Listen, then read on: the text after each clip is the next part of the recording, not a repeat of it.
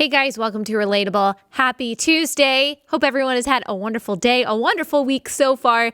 So a couple things before we start. We're going to talk about some COVID things, but I just want to remind you that next Tuesday is our 500th episode, and I am super, super excited about it. We've got a bunch of fun things planned, things that we are working on. It's going to be a super fun episode. One thing that I'm asking you guys to contribute to the episode, and not the whole thing will be this, but a good chunk of it will be. You guys, if you would send me a voicemail, and let me pull up the voicemail number so I can give it to you. But if you would send me a voicemail, telling me something that you have especially appreciated about the show, or something that your mind has changed on because of the show, then that would mean so much to us, and we will play several of those in our 500th episode. The number is, are you ready? 682-503-1369, 682-503-1369. That's where you can leave a voicemail for Relatable. We will be listening to those, and we will play, like I said, several of them.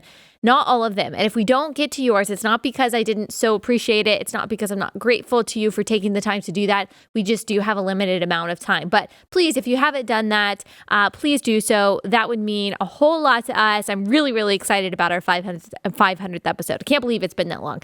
All right, let's get into today's episode. One more thing, actually. Speaking of voicemails, we're going to play one or two or a few, I don't know how many, would you rathers that you guys sent me via voicemail. And maybe I'll talk about one or two couple other fun separate things at the end of this episode. So stay tuned for that. All right. Today, though, we're going to talk about the new governor of New York, who took the place of Andrew Cuomo when he resigned. She gave a speech at a church in Brooklyn about God wanting you, calling you to get the vaccine, and you being her apostles in going out and sharing the good news of vaccination. We're going to talk through some data and discuss how, yet again, the CDC has proven itself to be a political entity rather than a scientific one, specifically as it comes to booster shots. And then I said, like I said, at the end, we might talk about a couple other things. Let's talk about first, why does talking about all of this COVID stuff matter? And I'd just like to remind everyone of this because we've been talking about it for so long, so persistently, especially over the past few months. But I'm reminded every day, every week, how much the truth matters, especially on this. Based on things that are not true, based on feelings not grounded in reality, people are making policies that are negatively affecting people. And so the truth matters. And I don't have a monopoly on the truth. I'm not trying to say that, but certainly there should be a lively debate about the facts surrounding the virus and the measures that have been taken, that are being taken to supposedly mitigate the spread of the virus. Like, we should be looking at this from a variety of perspectives, and I am offering you a different perspective. And when I do, it's not my opinion. I'm not saying I have a hunch about this, that I, am an armchair epidemiologist. That's certainly not what I'm saying. I'm saying let's look at the data. Let's look at some peer-reviewed studies that are not making it into the mainstream, and let's talk about those and try to, as well as we can, deduce some things from it that may have an effect on the policy decisions that the people in charge make. That is, if you actually think that this is about public health and science anymore, which I certainly have my doubts. I watched a speech of a parent the other day. It was actually in the same school district as the guest that we had yesterday. Talked to a mom from Richardson ISD who found a bunch of just pornographic, grotesque things in a book that her 8th grader was recommended by a teacher. Go listen to that episode if you haven't already. It's maddening, also super encouraging and inspiring to listen to the mom that stood up for her children. But I was listening to some of the speeches at that school board meeting, and I listened to this mom talking about masks. So Richardson Independent School District in Texas, it's a suburb outside of Dallas. They are defying Governor Abbott's mandate or ban against mask mandates in school districts. what that means is not that a kid can't wear a mask or that a parent can't make a kid wear a mask or ask their kid to wear a mask. What it simply means is that the school cannot force the students to wear a mask. It should be up to the parents. And so a lot of people who are, freaking out about this ban on mask mandates seem to be very afraid of choice when it comes to masks, but of course are all about bodily autonomy and choice when it comes to killing an unborn child. But we don't have time to get into that kind of hypocritical argument. So this particular mom at the school board meeting was saying that kids without masks are biological weapons, that they're murdering people with their germs. And that is why she believes her school or her school district should defy Governor Abbott's ban on mask mandates and just mandate them anyway. Except her argument, as passionate and as articulate as she was, and as much as I am sure she cares truly about her children, what she was saying just wasn't factual. Like, we know that kids are not walking around murdering people like with their COVID germs. Remember, there have been, according to the CDC, 464 deaths of people ages 0 to 17 involving COVID. That's the CDC's words. And so there are instances when they simply had COVID. They also maybe had something else that primarily killed them, because also if you look at the CDC data, the vast majority of these kids, if not all of these kids who died, quote, involving COVID, had some kind of underlying condition. That doesn't mean that it doesn't matter, that we should discount that, but it's important to know those facts, again, to have some perspective if the truth is supposed to be influencing public policy, which has an effect on millions of people. So 464 deaths, people ages 0 to 17 involving COVID since February of 2020. So that's more than, that's about a year and a half at this point. Now, for some further perspective, there are 73 million people aged 0 to 17 in the United States. So that is 0.00063% of the adolescent population that has died involving COVID, according to the CDC. According to the New England Journal of Medicine, more than 4,000 children die in car accidents every year. So almost 10 times the number of kids die in car wrecks in 1 year than have died from COVID in a year and a half. So I'm just saying, if you're not refusing to put your kid in your car to go somewhere, then you shouldn't be scared of them dying from COVID. Or you can be scared of both. And trust me, I can relate to that. You can choose to shield them from everything forever so that they're just purposeless little balls of anxiety their whole lives. And like I said, I get that. Like, I'm a worrier. You love your kids. I don't doubt that. But thankfully, isn't this good news? Isn't it good news that we don't have to live in fear of kids dying from COVID because the risk is so low? Isn't that a good thing? Shouldn't we feel liberated from that? Shouldn't we be glad that we really don't have to inhibit our children's well-being, their social, emotional welfare, their speech development, their cognitive development, their school experience, because of our fear of COVID for them? It should be really good news. It should be good news that it is so incredibly rare that they get a serious case of COVID and they die from COVID. Could it happen? Yeah, it could happen. You could also get struck by lightning tomorrow. It's really about a comparable risk for kids. In the 2017 to 2018 flu season, the CDC estimates that 643 children 17 and under died of the flu. We'll include the link to that in the description so you can see for yourself. The CDC says this, quote, deaths in children with laboratory-confirmed influenza virus infection are reportable in the United States, and 183 deaths were reported for the 2017 to 2018 season. However, influenza-associated pediatric deaths are likely underreported, as not all children whose death was related to an influenza virus infection may have been tested for influenza.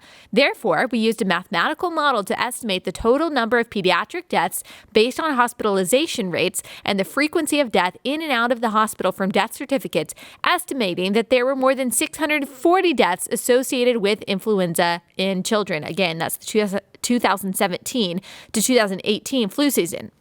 That's about a 6-month period. So we haven't stopped kids their entire lives, or we haven't stopped kids' entire lives because of the threat of the flu, have we? then we shouldn't be doing that now either. Here's the CDC director just a few weeks ago admitting on CNN that kids are not getting sicker from the Delta variant. The Delta variant isn't making kids any sicker, is it? We don't have any evidence that is doing so, and that's really great news.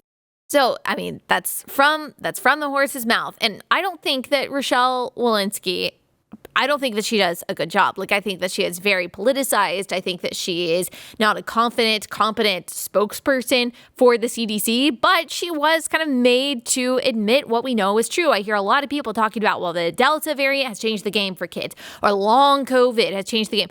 There's really no evidence that long COVID is anything different than long flu. And I'm not saying that COVID and the flu are the same thing for all age groups. It's not. COVID is a lot deadlier for the older age groups than the flu is, but it's not deadlier for kids. And so this idea that, oh yeah, we might not have to worry about COVID deaths right now among kids, but we need to worry about long COVID, the evidence on that is shaky at best. It just seems like people are just clinging to this for no reason when it comes to kids. I just don't understand it in a way that other countries absolutely are not. Remember, the New York Magazine article analyzing the CDC's data on masking in schools and demonstrating that the data does not show that masking actually does anything. At least the data doesn't show it either way, is what he concluded. There's a good summary of that article, which we have talked about on this podcast a few times now on fee.com, that says a recent New York Magazine article states that the science on masks remains uncertain, but noted the Centers for Disease Control and Prevention in May published a large-scale study of COVID transmission in U.S. schools. The study, which analyzed some 90,000 elementary students in 169 Georgia schools from November 16th to December 11th, found that there was no statistically significant difference in schools that required students to wear masks compared to schools where masks were optional. The 21% lower incidence in schools that required mask use among students was not statistically significant compared with schools where mask use was optional, the CDC said. This finding might be attributed to higher effectiveness of masks among adults who are at higher risk for COVID-19 infection, but might also result from differences in mask wearing behavior among students in schools with optional requirements. And so the point is that looking at the data, I mean, there was no way to be able to tell. Like, there wasn't any kind of statistical difference. We also read the article in The Atlantic by Vinay Prasad, who is an epidemiology professor at UC San Francisco, who writes this, quote, "No scientific consensus exists about the wisdom of mandatory masking rules for school children. The World Health Organization, which recommends that children 12 and under wear masks under the same 12 and older, not 12 and under, 12 and older wear masks under the same circumstances that adults do, specifically advises against masking kids age 5 and younger. Many European nations have been taking the agency's advice. The United Kingdom has emphasized rapid testing instead of masking and has not required elementary school students or their teachers to wear a face covering. Mask mandates can be challenging for little children to follow and deprive them of stimuli they need. In addition to recommending masks for young kids, CDC guidelines also urge masks for most vaccinated caregivers who work in infant daycare centers. This advice also deviates from standard practice in other nations, including the UK.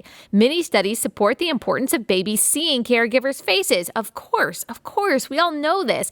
And prior to the arrival of COVID-19, many American professional organizations, including the AAP, strongly agreed. Now, I'm just going to insert my commentary here, and I think that I've spoken about this before, but the AAP had a section on their website that talked about the importance of smiling at children, not just at school and in daycare, but also at home, and why it's so important for their social development, their speech development, to be able to see faces, to see the formation of words, to see smiles. And then when people started posting that on Twitter, they took it off their website. I mean, talk about Orwellian. Did the science change? Did they make a statement saying, we've gathered some data and we realize that's no longer true? No, they didn't say anything about it. They pushed it down the memory hole. We've always been at war with East Asia. I mean, it's insanity. It's insanity to me how people don't see this at this point.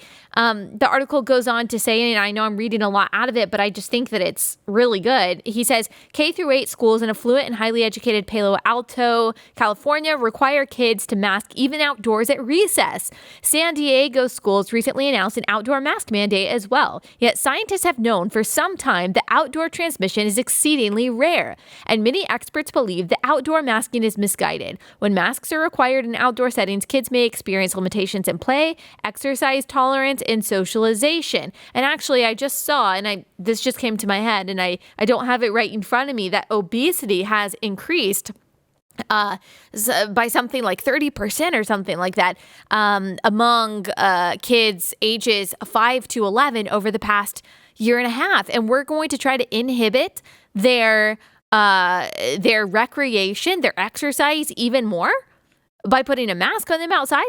I mean, for what gain? That's what he asks too. For what gain? The benefits of mask requirements in schools might seem self-evident. They have to help contain the coronavirus, right? But that may not be so. In Spain, masks are used in kids ages 6 and older. The authors of one study there examined the risk of viral spread at all ages. If masks provided a large benefit, then the transmission rate among 5-year-olds would be far higher than the rate among 6-year-olds. The results of that study in Spain do not show that, he says. Instead, they show that transmission rates, which were low among the youngest kids, steadily increased with age, rather than dropping sharply for older children subject to the face covering requirement.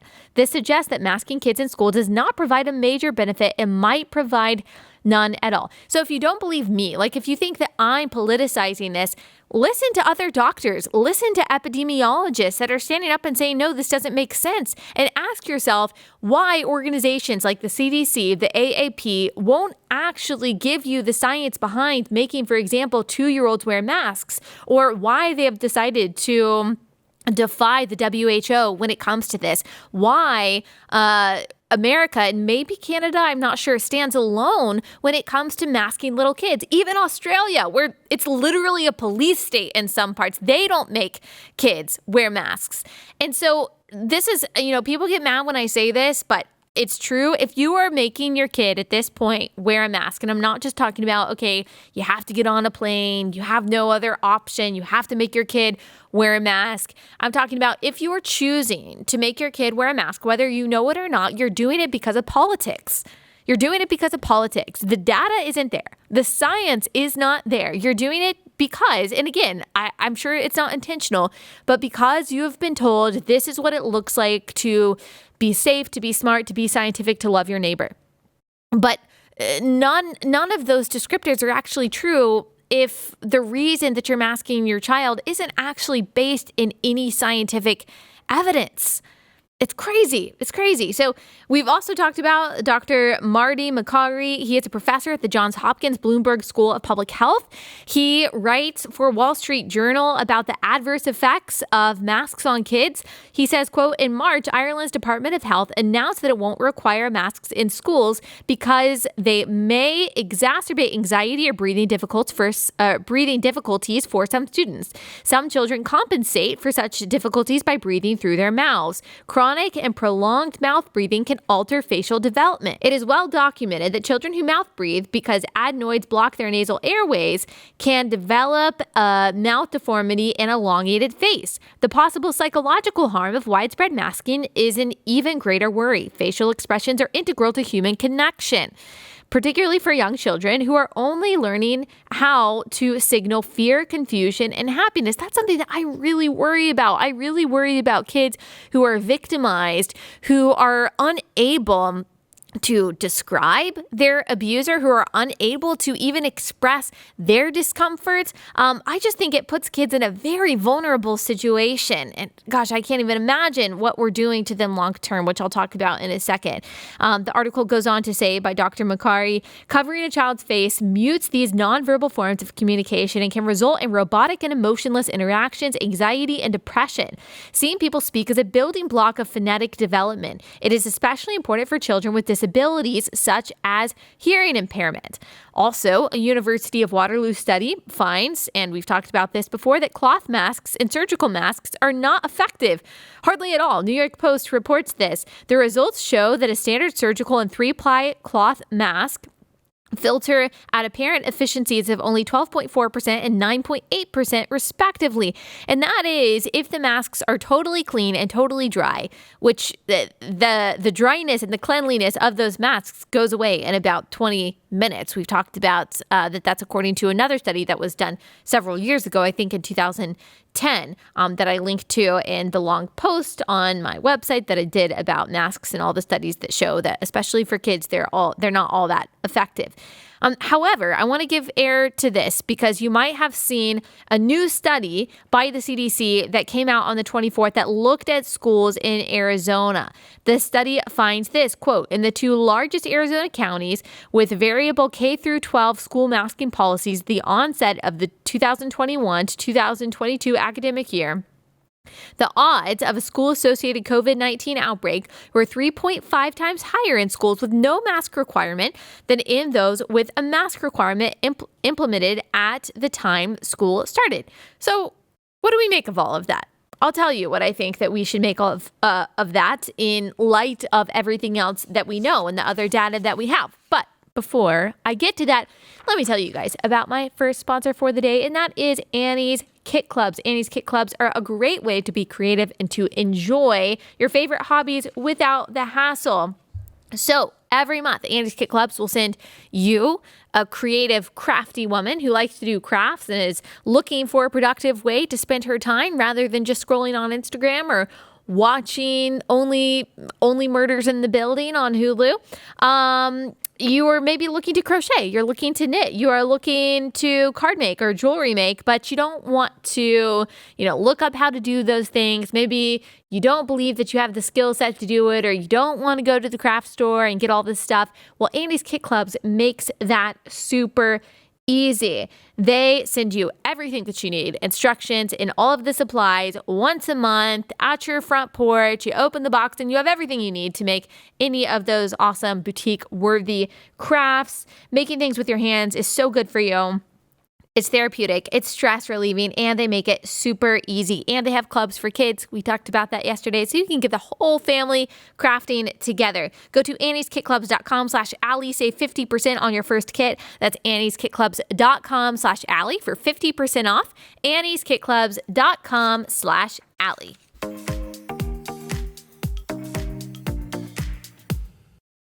So how do we square that, what I just read about Arizona schools, with the CDC study from a few months ago that was reported on a New York magazine of the 90,000 students in Georgia that showed that there's really no evidence that masking helps? Well, I actually am guessing that they go together pretty perfectly. So David Zwig, I think that's how you pronounce his last name, the author of that New York magazine article that analyzed the CDC Georgia study, writes this, quote, at the end of May, the Centers for Disease Control and Prevention published a notable yet mostly ignored large-scale study of COVID transmission in American schools. A few major news outlets covered its release by briefly reiterating the study's summary, that masking then unvaccinated teachers and improving ventilation with more fresh air were associated with a lower incidence of the virus in schools. Those are common sense measures, and the fact that they seem to work is reassuring but not surprising.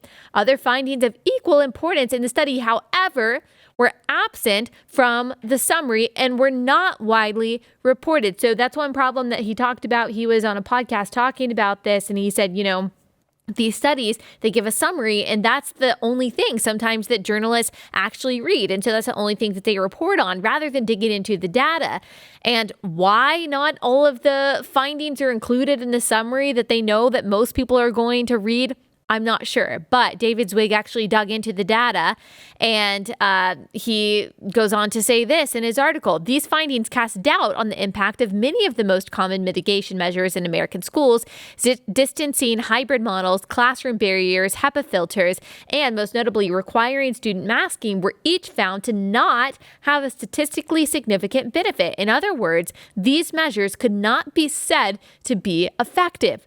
So, knowing this, from that CDC study. My question would be, what were the other differences between the schools analyzed in the CDC's Arizona study? Was there better ventilation in some schools? Did some schools spend more time outside? There are so many factors that could come into play here. And I think it's really important to look at them before we maybe unintentionally make a correlation causation fallacy. And even if it were true that there were higher case rates, just higher case rates in those schools without masks, and say it even was because of the masks, which again, in light of the other data that we know, probably not, at least probably not exclusively because of the masks. My question would still be, so what? So what? If you're a kid, COVID, mostly, okay, is no big deal for you. And if you're an elderly person who works at a school, or you're a person who's vulnerable, or you live with someone who's vulnerable, you are totally free to get the vaccine, which has been available to you for a long time. That vaccine is supposed to protect you from serious illness and death. And if you're an adult who hasn't gotten the vaccine, well, you don't want to at this point, and you can't be scared of someone spreading it to you because you've made the decision not to get the vaccine. And so you have already kind of calculated your risks and all of that, and you're probably not afraid of a child spreading it to you. So I just don't understand what benefit there is to kids being masked. I just don't. The risks clearly, in my opinion, from the data that we see, from the arguments being made by many epidemiologists, the risks outweigh the benefits when it comes to masking kids. And when I see, as I have many times, I was in DC this past weekend and I saw this several times, parents walking around without a mask outside, which is fine. Great. Don't wear a mask outside. But they're holding the hand of their little 4-year-old or 5-year-old who is wearing one. When I see that, it just frustrates me so much. I mean, to be completely charitable, I do think people still have this erroneous idea that masks actually protect the wearer. So maybe they think that they're protecting their kids walking around outside, literally not even within 30 feet of anyone, by making them wear a cloth mask when it's 80 degrees. Maybe they think that they're protecting their child, but masks don't actually protect the wearer. And they've never claimed, the CDC has never claimed that the masks are supposed to protect you. That's never been it. The mask is supposed to stop your sickness from getting on someone else. But that's really only true if you've got a certain kind of mask on that is clean, that is sterile, that is fitted perfectly. An N95 mask has a pretty good effectiveness, at least from that University of Waterloo study, or at least a lot more than, a 3-ply surgical mask or, a cloth mask. So much of this, guys, is just, it's nonsensical. We played the videos last week of 2-year-olds being forced to mask against their wishes. I've gotten many messages from parents saying that their hard of hearing children, or their special needs child, or their child in speech therapy, especially kids with autism, that really are struggling to and trying to learn how to socially interact, how to pick up on people's emotions, that they're really struggling right now. Like, I don't understand why we don't care about that. We are supposedly, and I say a big emphasis on supposedly, we're supposedly this empathetic, understanding society, and yet COVID fear trumps everything. It gives people an excuse to appear loving by wearing a mask without actually having to be loving and self-sacrificial, by doing what's actually best for those around us, especially the most vulnerable, especially children. Like, I think Jesus had something to say about that, something about, whitewashed tombs looking righteous on the outside, but not actually having righteousness and love on the inside. I don't know. That seems to call something to mind. Anyway, all of this matters because these things affect people. I can't help but think that we are creating a generation who is going to be even more anxious than millennials and Gen Z. The Skim posted a picture of this precious little boy, probably 9 years old, on their Instagram account, who wore his mask in school pictures because he said his mom told him that he couldn't take it off even for school pictures. Now, who knows if his mom actually said that or if she actually meant school pictures, but he didn't take off his mask, and he's just sitting there with his little mask on for school pictures, and it's super sad to me. It's super sad. Again, it's nonsensical. We're teaching kids to be afraid of everything and everyone and to be irrational. Do you think that we need more irrationality and fear today? Or do we maybe need some more strength and some more courage, some more logic? And yes, of course, we need healthy discernment. We need wisdom and we need a healthy fear of the right things. Absolutely. But illogic and hysteria and isolation and further distrust and division? No. And again, I say that as someone who definitely has the propensity to choose safety over strength for my kids. I want to protect them from all the things, all the time. But I also really want them, even more, I want them to be functioning, critically thinking, wise, brave, kind, contributing adults who follow the Jesus who spent his ministry touching lepers. I mean, I cannot simultaneously teach my kids to love their neighbor and regard their neighbor as a virus vector. I cannot expect my children to be like Christ, who mingled with, touched, and healed the sick and unclean, if I teach them that their number one priority in life is not catching a cold from someone else. I can't teach my kids how giving a warm smile to a stranger in the grocery store can change someone's day for the better if their faces are covered all the time, especially a covering that is not scientifically necessary for them, especially in situations like the grocery store or outside when we're passing by people that we don't know. It's not actually doing anything for anyone. It's not actually doing anything beneficial for anyone, I should say. So not only are we not teaching kids love, we're also not teaching them truth. And I won't be a part of that. I'm sorry. Lies about masks and kids and risks affect people. Probably you want to talk about long COVID, which, like I said, is just very shaky evidence-wise. Let's talk about the long-term social, psychological, emotional impact that we're having on kids that I promise you will be far more damaging to them than COVID is right now. Our kids may be affected forever by this. And the people who are spreading these lies, who are trying to whip up fear of parents, I don't even know why, honestly, just for clicks, for control. I don't know. Or the people at least who are refusing to correct those misplaced fears. They don't care. They don't care. But lies affect people. And there's more than one example of this. We've talked about this. We talked about this a lot last week. This story had me fired up, and we'll get back to COVID. But think about the Biden administration and the media spreading lies about the Border Patrol agents whipping migrants. I talked about extensively on Instagram because I was so incensed about this.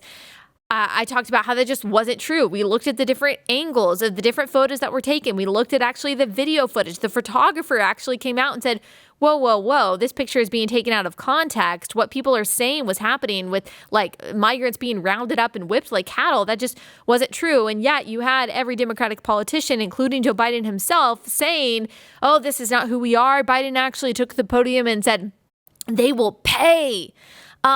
It was a lie. It was all based on a lie. They were just doing their jobs. And yet the agents, based on this lie, were demoted, and the agents can no longer use their horses to do their jobs. And the border will be more open, more vulnerable because of that. And none of these people that are crossing over, to bring it back to what we were talking about, are vaccinated. Most probably aren't even tested. Most aren't wearing masks. And yet the Secretary of Defense just said we've accepted at least 12,000 Haitian migrants into the United States. Now, if you want to know about, refugee status and what's really going on and the deleterious effects of having open borders and having Border Patrol agents that are prohibited from being able to do their jobs effectively, go back and listen to last week's episode. We'll link. It's on this topic, and we talk about also how to approach it biblically. But a lie about Border Patrol whipping migrants became public opinion, and public opinion became policy. And now that policy will have serious effects on real people. I mean, those guys who were doing their jobs, who from at least the footage that we saw weren't doing anything wrong. They weren't being abusive. They were actually holding back a lot. I mean, really, a Border Patrol agent trying to enforce the law by grabbing a grown man's t-shirt, like that is going to be what sends people into this spiral of hysteria, and not the hundreds of images that we have seen of little kids being drugged and smuggled across the border because of these lax border policies. It's crazy. It's so clearly political and it's so clearly nefarious. Now these guys who are making, I don't know, maybe $60,000 a year, who already had an almost impossible job anyway because they haven't been equipped and supported by this administration. Now they've been demoted. Do they take a pay cut? Have their lives been ruined? Are people still trying to dox them? Like, think about their wives and their children and the people they know them. Because he grabbed the guy's t-shirt who was trying to enter the country illegally, like it was worth Joe Biden perpetuating a lie and trying to ruin their lives. What? But lies affect people. They affect policy. And the people who perpetuated that lie about the Border Patrol agents, they won't feel an ounce of guilt about it in the same way that the people who are perpetuating lies and are exaggerating the risks of COVID to kids and the benefit of masks to kids, they won't feel an ounce of guilt in 10 years when we realize all of the negative psychological effects that these measures are having on kids. Other lies, like all police officers are racist, so let's defund the police based on that narrative. Well, now murder has ravaged cities like Minneapolis who have made that choice. Lies have consequences, left and right. It's not just a left-wing issue. Lies have consequences, whether it's Donald Trump saying a lie, whether it's Joe Biden saying a lie. Jesse Kelly did make a great point, though, about all of this on Twitter, a great sad point about all of this. He said, 12,000 unvaccinated illegal immigrant Haitians are currently being fully supported by the United States. And they're being brought into the United States. But a healthcare worker in New York who doesn't want the vaccine is currently unemployed and is not even eligible for unemployment benefits. Crazy. I mean, New York, and we're going to talk about the New York governor in just a second. She said that they're calling in the National Guard to replace the healthcare workers that are being fired because of their refusal to get the vaccine. What? How can we say that that's about healthcare? Can you honestly say that that's better? I mean, we've already seen the hospital in New York. There was at least one hospital in New York. I've heard a couple other reports of this happening around the country, that they had to stop delivering babies because there were so many labor and delivery nurses that, because of the vaccine mandate, decided to quit their jobs. And anyone who says, well, I don't want unvaccinated people treating me. So you think it's better to not get treated at all? You think it's better that there are no longer competent nurses working in these places so people don't get any care that they need? You think that that's better? So healthcare workers, servicemen and women, people who signed up to make the ultimate sacrifice for our country, people in all kinds of jobs, even people, frontline workers who never stopped working at the height of the pandemic, who risked, getting sick, decided to still go out there and do their job. These people are being forced to quit. They're being fired because they aren't getting this vaccine for many different sincere reasons. Maybe religious, maybe they want to wait and see, maybe they're pregnant or breastfeeding and they just want to see more data, maybe they have a medical reason, maybe these people have already had it. So they know that their natural immunity, as we read last week in that Israel preprint study, and as Dr. Fauci has said himself, and as the New York Times has reported, is very strong and very enduring. You are less likely as an unvaccinated person who has gotten COVID to be reinfected than a vaccinated person who has never gotten COVID previously. And all vaccinated adults, by the way, as we also talked about last week, are still more likely to die from COVID than an unvaccinated person under the age of 18. I want to read you this quote. So there was a meeting about booster shots by the FDA. And there were a bunch of different doctors that came together and they discussed the need for booster shots and whether or not booster shots were something that were necessary. You might have seen Joe Biden. He got his booster shot on air. A lot of people were saying, did he really? I'm guessing it's real. Like, he got his booster shot on air. And the FDA originally said, no booster shots. We don't have enough data. We don't need this. But now it seems like the CDC is influenced again by politics, by the Biden administration, to say, oh no, we need booster shots. And why? Does it have to do with the support of companies like Pfizer? I don't know. But so Dr. Joseph Freeman. So I looked at the transcript of this FDA meeting, and maybe I'll link to the transcript. It's like 8 hours long, and all of these different doctors are going back and forth talking about whether or not we should do booster shots. And I just thought that this was interesting from Dr. Joseph Freeman. He says this: no conflicts to declare. I'm an emergency physician educated at Cornell Medical School, my residency with Charity Hospital in New Orleans, and I've been working in this region since. Where I work, over 65% of the population are not vaccinated. I'm here today to ask for help for those working the front line to help us reduce vaccine hesitancy. For this, we need larger trials that demonstrate the vaccine reduces hospitalization without finding evidence of serious harm. I know many think the vaccine hesitant are dumb or just misinformed. That's not at all what I've seen. In fact, typically independent of education level, the vaccine hesitant I've met in the ER are more familiar with vaccine studies and more aware of their own COVID risk than the vaccinated. And then he says, next slide, please. For example, many of my nurses have refused the vaccine despite having seen COVID-19 cause more death and devastation than most people have. I ask them, why refuse the vaccine? They tell me while they've seen the firsthand dangers of COVID in the elderly, the obese and diabetics, that their risk is low. They're not wrong. Next slide, please. He says, one nurse showed me this Oxford risk calculator. A 30-year-old female has about a 1 in 7,000 chance of catching COVID and being hospitalized over 90 days. She asked me, can I assure her that the studies found her risk of serious harm from the vaccine is lower than her risk of hospitalization? The truth is, I can't.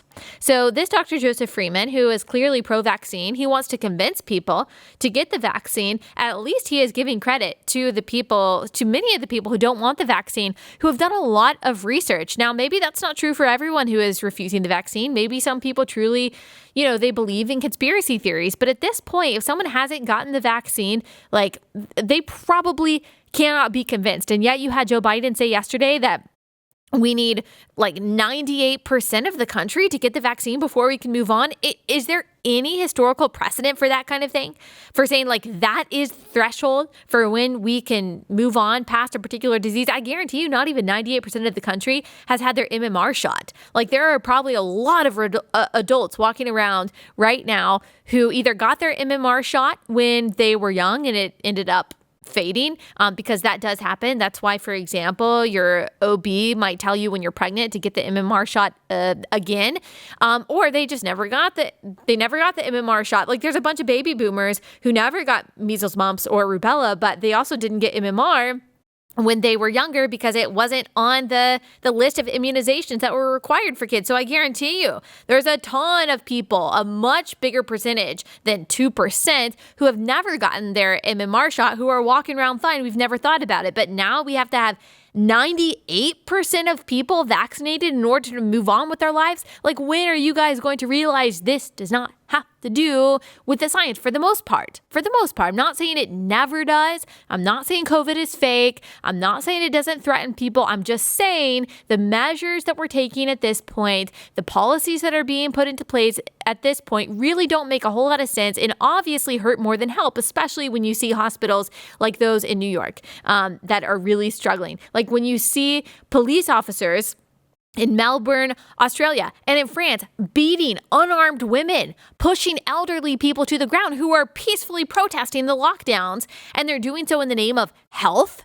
Do you honestly think that once you get vaccinated or do whatever else that they want you to do, if they want you to wear a hat with a spinny wheel on top of it, and they tell you that somehow gets the germs away from you and that you won't get COVID, I guess people would be willing to do that too. Do you honestly think that if everyone does what the government tells them to do, that things are going to go back to normal? Does this seem normal to you?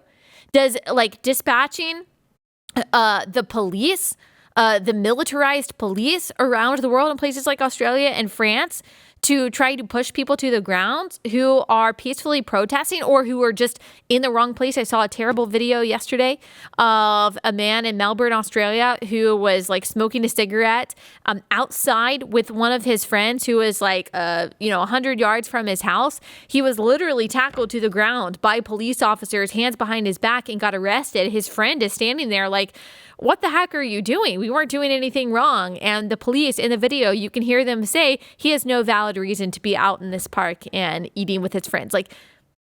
Do you think that has to do with normalcy? Do you think that has to do with health? Is it healthier for these police officers to approach this person and get right in his face than it is for them to just leave him alone and eat outside in peace?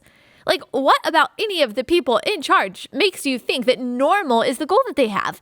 Like, does history give us many examples of people who get unprecedented power and then give it up willingly? No, it does not. All right, now we're going to talk about Kathy Hochul. Is it Hochul? Hochul. Okay, Kathy Hochul, her speech at the Christian Cultural Center, Sunday, September 26th, 2021. And I'm going to read you, or I'm actually going to play you a clip from that in just a second. But before I do, let me tell you about our last sponsor for the day. Brand new sponsor. You've never heard of them before. Good Ranchers. Good Ranchers. Last night, we made Good Ranchers meal. I made some non-pre-marinated chicken because you know that they've got the pre-marinated, they've got the non-pre-marinated. So I took the 3 chicken breasts out of my freezer, thawed them, and then cooked them on the stovetop. And let's see, what else did I have? I had like a mixture, a medley of vegetables and some rice and some blended chicken spice that I put on there, and probably lots of sodium. But the chicken was really good because it always is, because Good Ranchers meat is super high quality. It's better than organic chicken. It's craft beef. All of their meat is from American farms, American farmers. I love Good Ranchers. They're just good, salt of the earth people. I know you've been listening to this podcast every day and you're like, should I get Good Ranchers meat? I really want to. Is it worth it? It's totally worth it, because you can go to goodranchers.com/Allie. You can pick out the meat that you want. You can get yourself some T-bone steaks. You can get yourself some ground beef, some fillets, some chili lime chicken, some non-chili lime chicken, and that shows up to your front door, individually wrapped, vacuum sealed, put it in your freezer, you're good to go. You don't even really have to think about the most difficult part of your dinner because you've already got it all prepared. You can plan it at the beginning of the week. You can meal prep it at the beginning of the week. How awesome is that? And you don't have to waste your time in grocery stores wondering where your meat is coming from and what cut you should pick. They make all that super easy. Plus, if you subscribe, if you get a box of meat each month, you save 20% on each box, brings it down to like $5 a meal. So super convenient. Go to goodranchers.com/Allie. When you do, you save $20 and you get free express shipping. That's goodranchers.com/Allie or promo code Allie for that $20 off and free express shipping. Goodranchers.com/Allie.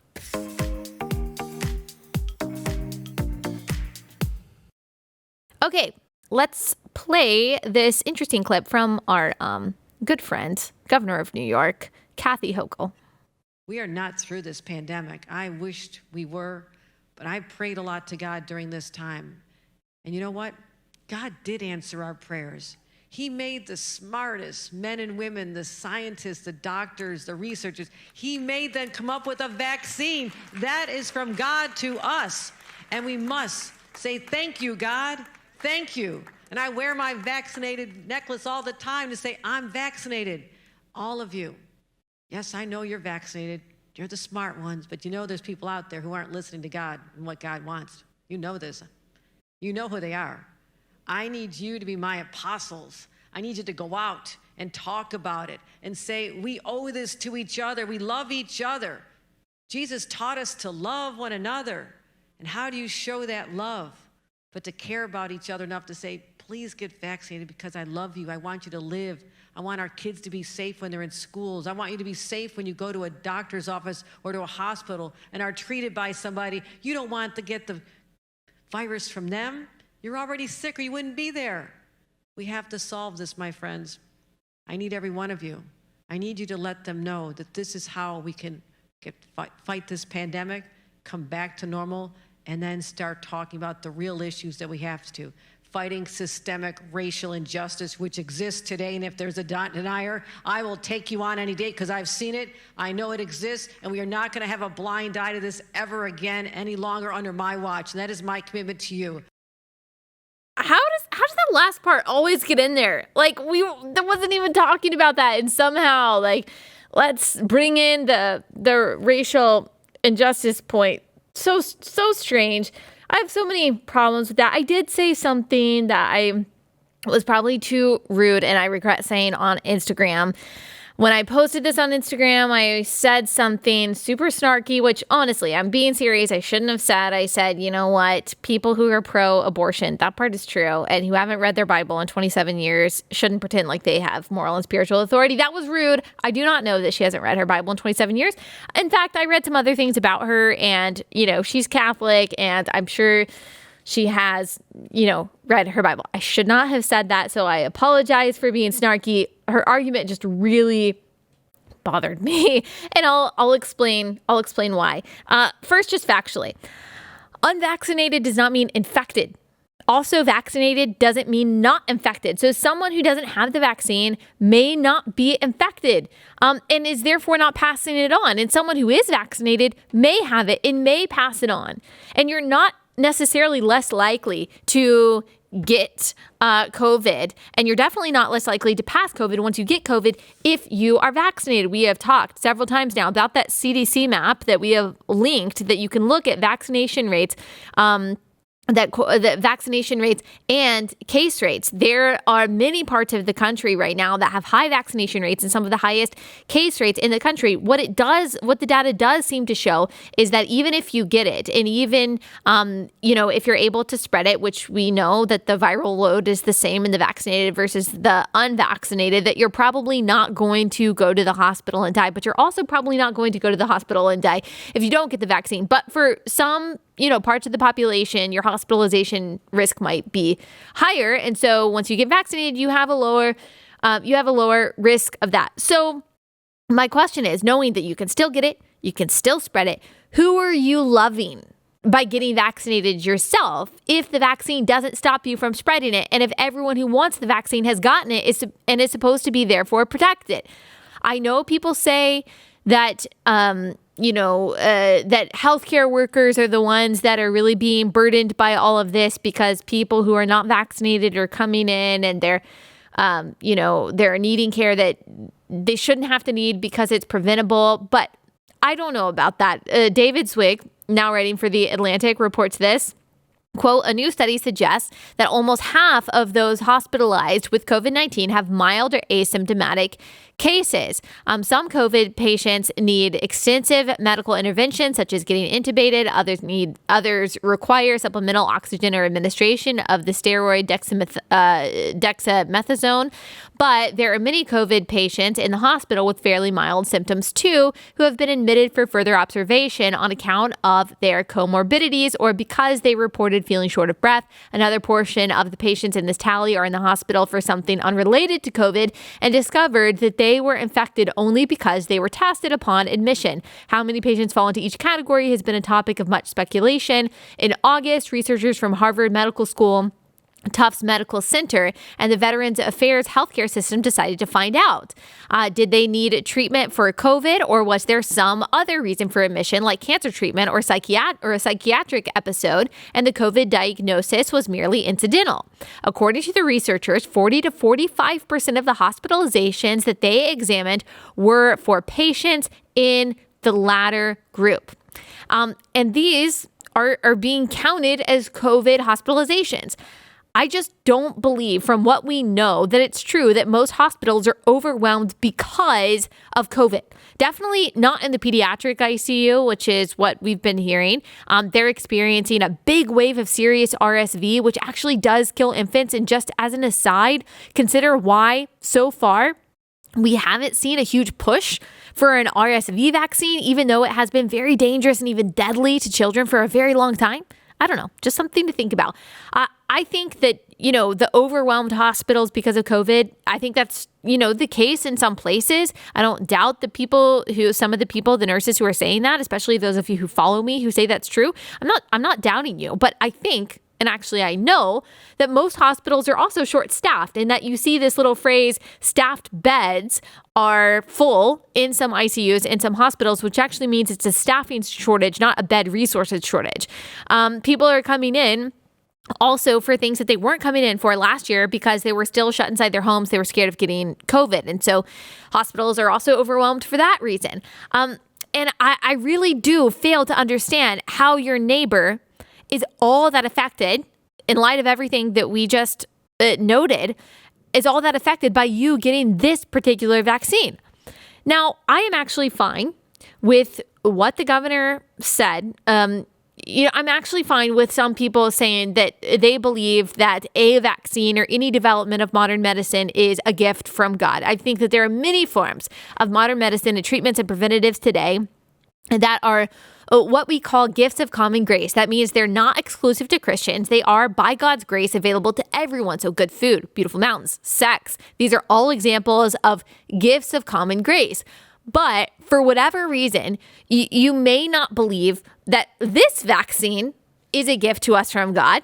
And the truth is, this is an area that belief, and however that belief manifests itself, is an area of Christian liberty. So it's not a salvation issue. It's not something that the Bible speaks explicitly to. And that's really the big thing here. That's one of the big problems that I have with this speech, because what we're seeing and what she's saying is spiritual manipulation. I mean, this is the kind of stuff that you hear from like those prosperity televangelists who tell you that God told them to tell you that God wanted you to do something that's actually not in the Bible. But I want you to do it anyway. God is telling me that you need to give me $15, just $15, and that backache that you got will be released from you. Can you tell that I've seen this kind of stuff before? That's that's like the same vibe. And her little vaccinated necklace, it's like so obvious that this is worship. This is worship for some people. I mean, as Christians, we know God's will. We know what God wants us to do. Yes, we have to discern how the Bible applies to different ways, in different ways to different areas of our lives. But we know from Scripture, it's to love God and love our neighbors. And He shows us how to do that in Scripture. So whether or not that includes getting a vaccine or wearing a mask really depends on a variety of factors.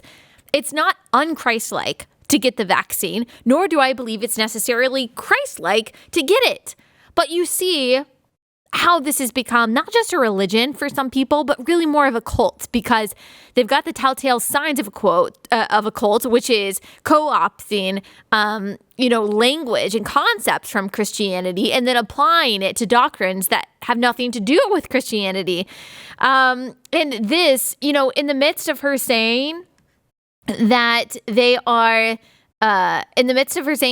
actually going to allow hospitals to fire healthcare workers who don't get the vaccine, again, for a variety of reasons, and bring in the National Guard. Are they trained in the same way that nurses are? I mean, this is just insane. You can't say that that's for health. How can you say that that is for health?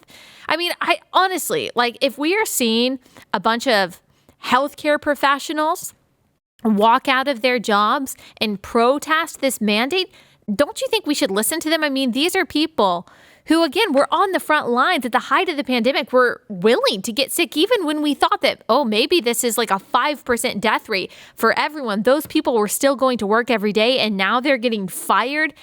Even as we noted earlier, there are thousands and thousands of migrants who are being untested and unvaccinated being imported into the United States. Ask yourself again, do you think that this is for public health? It's hard for me to believe that. It's very hard. And I don't know. I don't know the reasons for it. I think things start to make a lot more sense when you just kind of allow yourself to accept the fact that some choices are just being made for destruction. They're purposely bad choices. They're purposely hypocritical. They're purposely duplicitous. They are purposely manipulative. And actually, the point is destruction. The point is chaos. I don't like to believe that, even about administrations that I didn't vote for. I pray for this administration. I pray for the people in charge, no matter whether they have an R or a D by their name.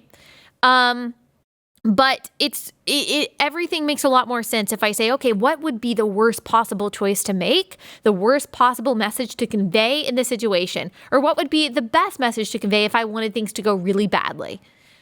And then Biden tends to fill in the blanks. The people in charge tend to make that decision and use those means to get their point across. All right. That's all we've got on that front. So let me play you one or two. It depends on how much time. We don't have that much more time, but one or two would you rathers, and I will give my answer to it. So first, would you rather? I happen to know it's from Chloe. I don't know what the would you rather is, though. So let's go ahead and play that. Hi, Allie. This is Chloe. We met at March for the Martyrs this past weekend, and my would you rather is, would you rather have to wear low-waisted jeans forever or your hair be permanently styled with a mole part? No. Chloe, it was so great to meet you and your husband and your cute little baby son.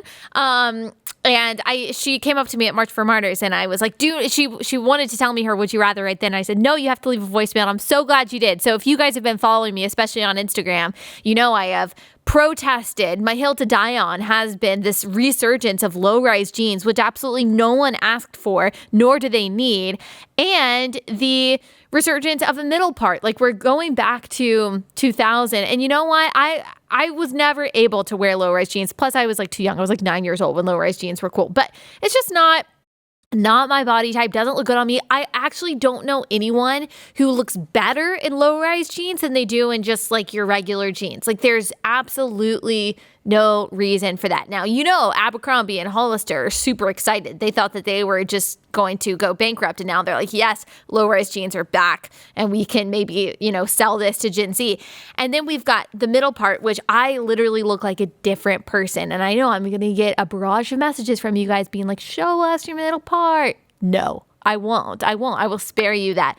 So would I rather have to do middle part or low-rise jeans forever? That's really, really hard. Oh my gosh. I guess low-rise jeans. Oh my gosh, I can't believe I said that. But I would just have to wear like a really long shirt forever. Or can I just like not wear jeans? Because I also don't like to wear jeans. I'm wearing them today. But I guess that I can't hide the middle parts. And I would probably lose my job. Like Blaze TV would probably be like, we can't sit you in front of a camera anymore. What are you doing? So I'm going to have to go with the low-rise jeans. All right. Do we have one more? Can we do one more? Hi, this is Holly. I'm calling in with some virtue signaling would you rather. Would you rather wear AOC's Tax the Rich dress to a dinner party or wear a mask with one of those mouthpiece holes in it to a dinner party so you can be wearing the mask the entire time, even while you're eating? Thanks, Allie. Love your show. I love your little sign off. I loved the little like, AOC's Tax the Rich versus a mask with like a mouth hole. Oh my gosh, that'd be so embarrassing. Both of them would be so embarrassing. Probably the Tax the Rich, because then I could just be like, oh, irony. Like I am, it's funny. I'm kind of making fun of AOC. Probably that one. That's really difficult. Okay, I gotta stop, but let me think if I can just like think of one as it comes to me. Okay. Would you rather, let's see, would you rather I'll give you an option, just different stages in your life. Would you rather text either your father-in-law or your boss or your English professor? Give you some different options and say, hey, I just wanted you to know that I have been, I don't even know how I'm going to finish this sentence. I'm like Michael Scott. Like sometimes you start a sentence and you don't even know how you're going to finish it. I've been thinking of you and I just wanted you to know that you are a rising star, and whatever I can do to help you in your career, let me know. So father-in-law, your boss, or your English professor, text them, let them know that they're a rising star, and if you can do them any favors in their career to let you know. Or would you rather have to, every time someone says hello to you, either in passing or someone that you know, before you say anything to them, you have to quack like a duck. So you say quack and then you can go on with your life. But every single time someone approaches you, greets you, you have to say quack. Or would you rather text your father-in-law, your English professor, or your boss, tell them that they're doing a great job, that you've been thinking about them, and they're a rising star in their field, and you can help them with their profession, however they need. Think through those situations, really think about the repercussions of both of them, and then let me know what your response is. All right. That's all I've got time for today. We'll be back here tomorrow talking about a whole host of things. And I've got a guest coming on that's going to lend her expertise. So I'll see you guys then.